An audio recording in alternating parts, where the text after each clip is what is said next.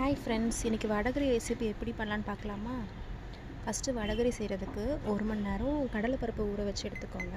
அப்புறம் அந்த ஊற வச்ச கடலைப்பருப்பை நல்லா போட்டு கொரன்னு அரைச்சி எடுத்துக்கோங்க. அப்புறம் அந்த அரைச்சதை தோசைக்கல்லில் போட்டு அடை தோசை மாதிரி சுட்டு எடுத்துக்கோங்க. கொஞ்சோண்டு எண்ணெய் ஊற்றி 5 மினிட்ஸ் வேக வச்சா கூட போதும். ஏன்னா அது நம்ம கிரேவியில் போடும்போது நல்லா சாஃப்ட் ஆகிடும்.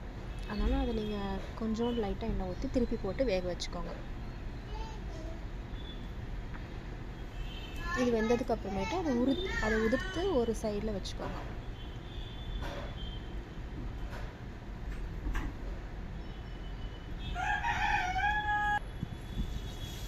அப்புறம் ஒரு கடாயை எடுத்துக்கோங்க.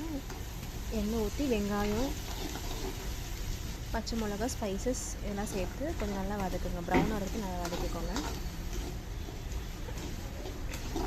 இது கூட இஞ்சி பூண்டு பேஸ்ட்டும் போட்டுக்கோங்க.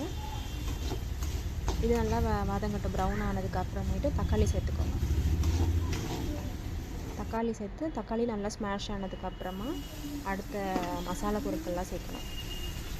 இப்போ காஷ்மீரி ரெட் சில்லி பவுடர் கொஞ்சம் கலருக்காக சேர்த்துருக்கேன். மற்றபடி குழம்பு மிளகாத்தூள், தனியாத்தூள் இதெல்லாம் சேர்த்து நல்லா கொஞ்சம் கலந்து விட்டுட்டு கொஞ்சம் தண்ணி ஊற்றி வேக வச்சுக்கோங்க. அப்புறம் அதில் இந்த உதிர்த்து வச்ச அந்த அடை தோசை அதை நல்லா இதில் கொஞ்சம் மிக்ஸ் பண்ணிக்கோங்க. கிரேவி கூட நல்லா அந்த மசாலாலாம் அந்த இதில் மிக்ஸ் ஆகிற மாதிரி நல்லா போட்டு நல்லா மிக்ஸ் பண்ணிக்கோங்க. எல்லாம் ஒன்று சேர்ந்து வந்ததுக்கப்புறம் எண்ணெய் பிரிஞ்சு வந்ததுக்கப்புறமேட்டு கொஞ்சம் அப்படி சிம்மில் வச்சு கொஞ்சம் நல்லா கட்டியாக வரைக்கும் வேக விடுங்க.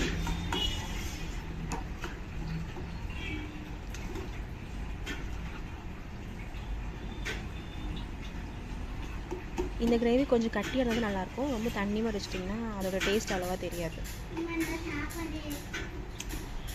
இது எதுக்கு வேணாலும் நல்லா சைடிஷ்ஷாக இருக்கும். இட்லிக்கும் நீங்கள் சாப்பிட்லாம். இட்லி, தோசை, சப்பாத்தி, ஈவன் நீங்கள் ஆப்பத்துக்கு கூட நல்லா சாப்பிட்லாம்.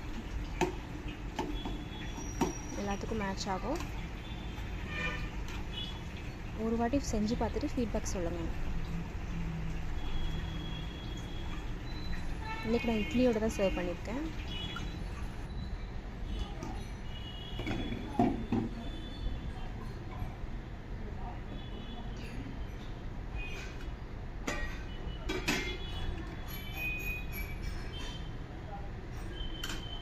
டேஸ்டியான வடகரி ரெடி. தேங்க்ஸ் ஃபார் வாட்சிங் ஃப்ரெண்ட்ஸ்.